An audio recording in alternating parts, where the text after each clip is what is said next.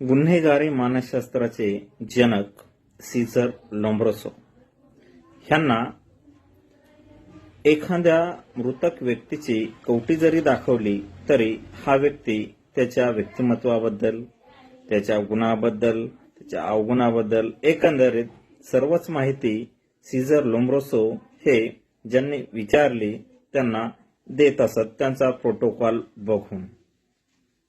तर याच प्रकारची माहिती आपण फेस रीडिंग करून सुद्धा पुढील व्यक्तीची माहिती आपणाला देता येते।